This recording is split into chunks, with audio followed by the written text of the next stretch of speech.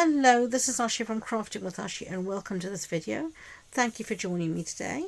This is a paper crafting tutorial and I'm going to show you how to make this box, this lovely gift box here. And this box measures, how big is it? 4 inches large, 4 by 4 by 2 inches deep. So a really good size gift bag for like a homemade soaps, lovely biscuits, anything like that. And here I've decorated it using a few little embellishments and stuff. I'm going to decorate it slightly differently, but I'll come to that in the end. Let's make our box. This one was Real Red and Pool Party. This time we're going to do slightly different. We're going to do Garden Green and Real Red. So the Garden Green piece measures 8 inches by 8 inches, and we are going to score at 2 inches.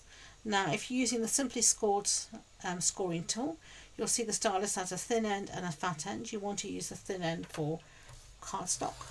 So you're going to measure at 2 inches on all sides, score rather. So 2, twist, 2, twist and 2. And then we have a piece of Real Red cardstock, and this measures 6 1/16 by 6 1/16, and you're going to score at 1 inch on all sides. Okay, lovely. So that's all of our scoring done. So let's get rid of the scoreboard. Now we're going to fold on our score lines. We're going to use our bone folder, and that just means just giving everything a really good fold and a really good, what we call in the trade, a burnish. That just means a crisp, nice fold. Really fold that and smooth it out. Okay, bone fold is invaluable for this. Do that for the bottom and now for the lid as well. And then we're going to do some cutting.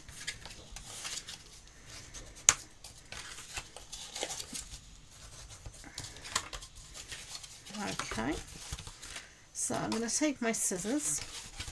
Doesn't matter which way you've got it, all sides are equal, and you're going to cut up to the score line, along the score line, just like that. And then you're going to just angle cut, notch out, miter cut, a little angle, a little piece out, just like that, if you can see there. So again, we're going to cut up to the score line, along the score line, and just cut out those pieces there. Get rid of that, and we're going to do the same on the opposite side here, and then we're going to do exactly the same again for our base. So let me get on and do that, and I'll see you in a second. Okay, so I've had questions from people, why do we cut out these tabs at angles like this? And the reason is that it just helps our box to fit together more easily, especially if at times you're measuring and scoring have been slightly off. This will save you a lot of hassle later on. So we have our base here and we have our lid. So let's work on our lid, and we're going to put down our designer series paper before we make our box together. And here I've got this paper here, and I can't remember what it is, but it will be linked in the description box below.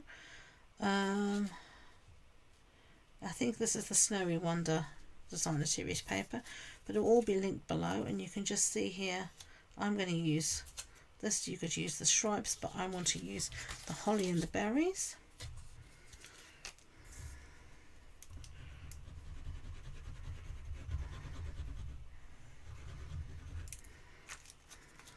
So, and this piece here will measure 3 3/4 inches by 3 3/4 inches.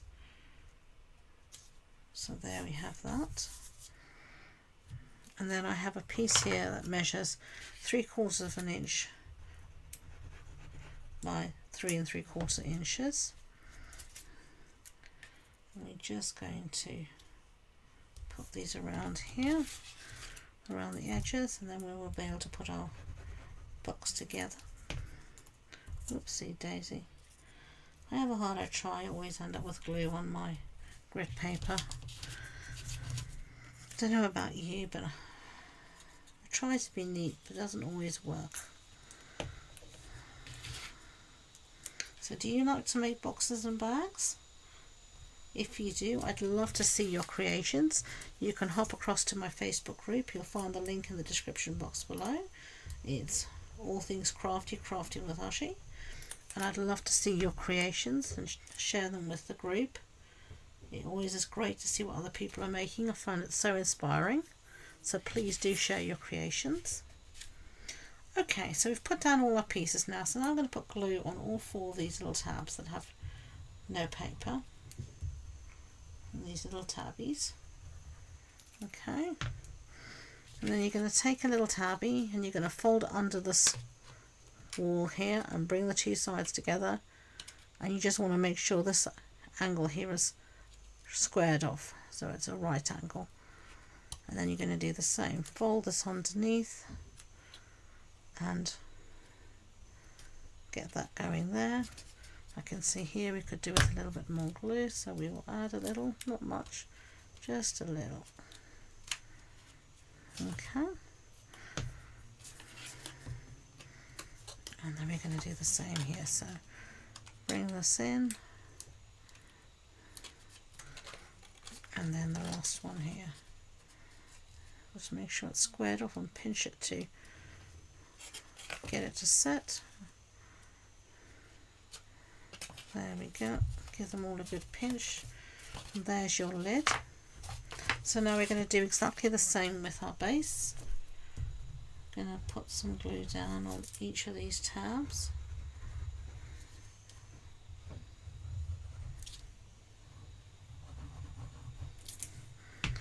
Lovely. And then do the same again, bring the walls to meet each other, keeping the corners nice and square. So fold that under,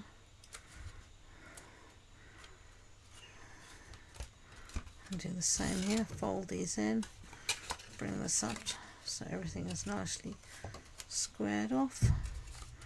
Give everything a good pinch, because as I've said many a time, glue is pressure adhesive.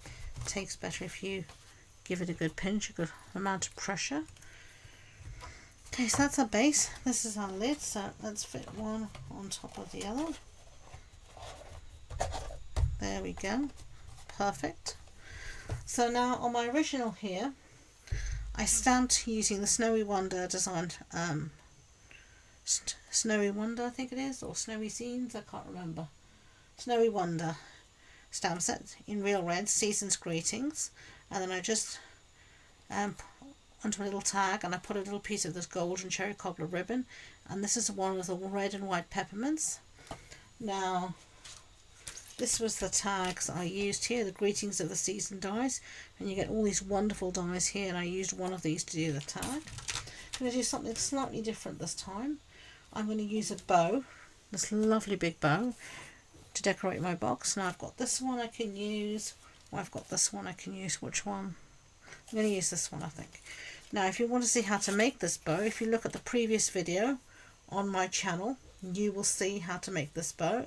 It's how to make a gift bow using the Take a Bow die from Stampin' Up and the matching Take a Bow Designer Series paper. So it makes this lovely big bow. It is super easy to make. And now I'm just going to take a good amount of glue on the base there, and I'm just going to pop this down and give it a good push down.